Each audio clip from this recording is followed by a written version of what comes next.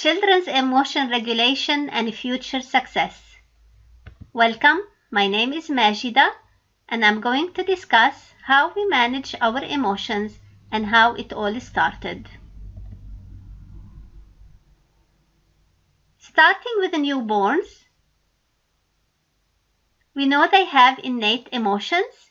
They behave and use expressions to help the people around them understand their feelings. Universal emotions are joy, happiness, interest, surprise, fear, anger, sadness, and disgust. So the four main emotions that we witness in the first year are: happiness comes first. This is expressed when infants are exploring their environments. They're looking around them, fully engaged, positive, and open to learning. Happiness is expressed through open body movements and smiles, and babies' smiles become more purposeful in the early months. They smile as early as 2 months as a response to touch and move to a social smile at 4 months when seeing their parents. Babies would laugh of joy at 5 months. Fear is the second emotion. Infants are anxious and look in pain. They turn their faces away as if trying not to face the situation, or they could choose to stop responding altogether. Fear becomes more apparent later in the first year of age. It takes time for babies to recognize familiar from non-familiar faces. Once they do, feelings of fear show up when seeing strangers. Panic, grief, the third emotion. It is expressed when infants cannot see the presence of the caregiver around them. They look sad and cry, seeking comfort. Rage, the fourth emotion.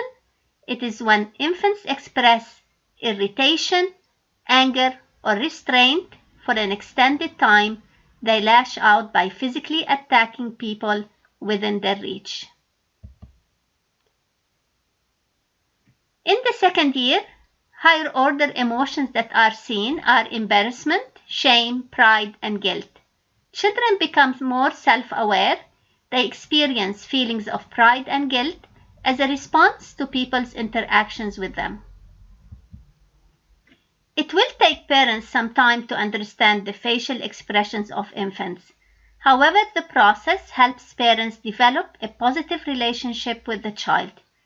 It's also very important for parents to become attuned to the temperamental characteristics of the child and avoid the child reaching an uncontrollable fear that takes a long time to console. So very young, when children are still very young, parents could start working on emotion regulation. Mothers or caregivers need to bond with the child. They look at the child closely. They hold the child to provide the physical warmth and help the child discover what's around, especially when there are changes. Examples are going outdoors, changes in temperature, or in food routines. The adult needs to be relaxed as the child senses the tension. If children look shy in a new situation, we need to give them the chance to get familiar with the environment through observation first, and then encourage them to approach and get involved. It is recommended to expose the child to the different feelings, including feelings of insecurity. Parents could wait a short time prior to intervening just to help the child get used to deal with uncomfortable situations. The waiting time should vary depending on the child's individual needs. As children get older, parents need to interact with activities that decrease shame and guilt. Parents are advised to be a secure base that the child could go to. Understand that changes will happen one step at a time and be patient with the child. Evaluate responses to see what's working.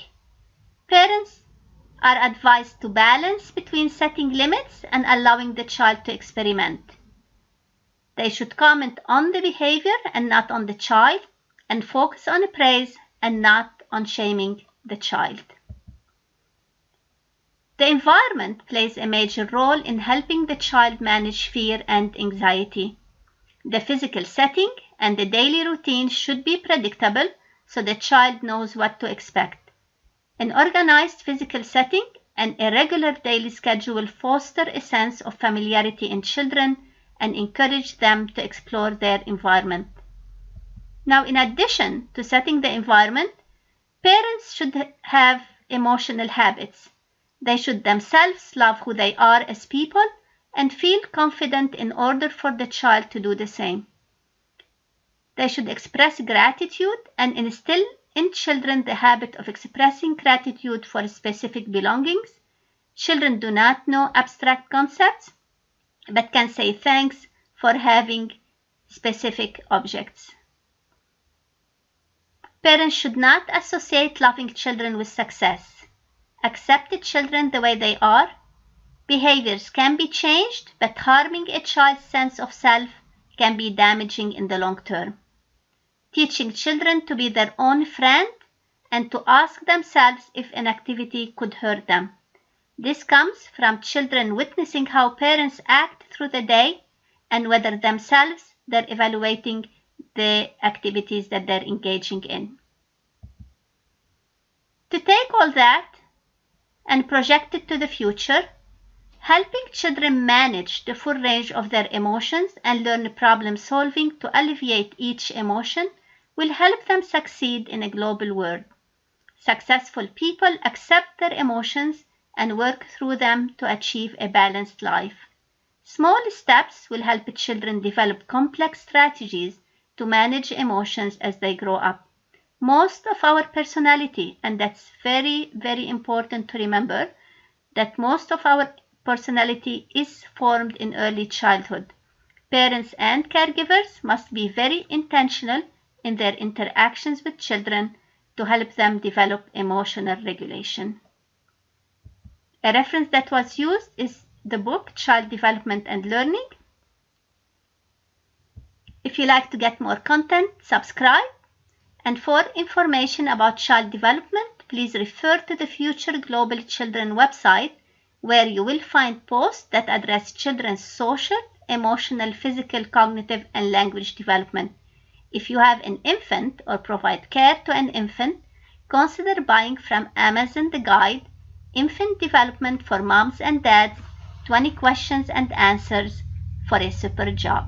Thank you.